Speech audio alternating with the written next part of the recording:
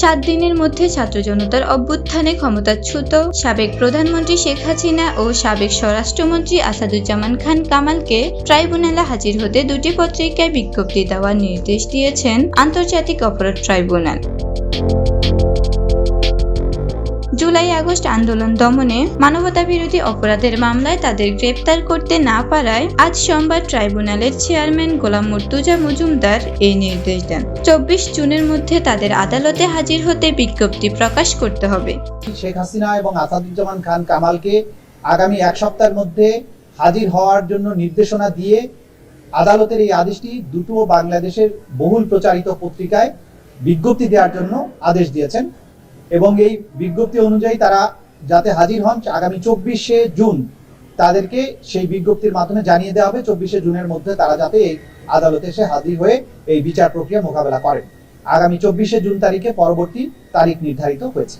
এ সময় chief prosecutor Mohammad Tajul Islam আইনশৃঙ্খলা বাহিনীর প্রতিবেদন তুলে ধরে জানান, পলাতক শেখ হাসিনা ও আসাদুজ্জামান ভারতে অবস্থান করছেন। পরে ট্রাইব্যুনাল বলেন, পত্রিকায় বিজ্ঞপ্তি দেওয়ার পরও তারা হাজির না হলে তাদের অনুপস্থিতিতে রাষ্ট্র কর্তৃক আইনজীবী নিয়োগ করে বিচার শুরুর প্রক্রিয়া চলবে।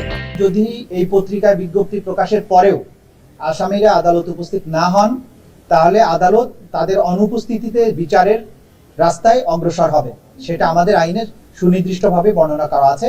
তারা যদি এই সময়ের মধ্যে উপস্থিত না হন তাহলে আদালত আইন অনুযায়ী কার্যধারা গ্রহণ করবে এবং তাদের অনুপস্থিতিতেই বিচার কার্য পরিচালিত হবে। এদিকে এই মামলায় গ্রেপ্তার একমাত্র আসামি চৌধুরী আব্দুল্লাহ আল মামুনকে ট্রাইব্যুনালে হাজির করা হয় সোমবার। ট্রাইব্যুনালে দাখিল করা আনুষ্ঠানিক অভিযোগপত্রে বলা হয়, 15 জুলাই থেকে 5 আগস্ট পর্যন্ত সারা দেশে 1400 ছাত্র জনতাকে হত্যার দায় শেখ হাসিনার। তার নির্দেশ, উস্কানি ও পরোক্ষণায় হত্যাকাণ্ড সংগঠিত করে আইনশৃঙ্খলা বাহিনী, আওয়ামী লীগ, ছাত্রলীগ ও যুবলীগ। Sumi Akter, top 24 news.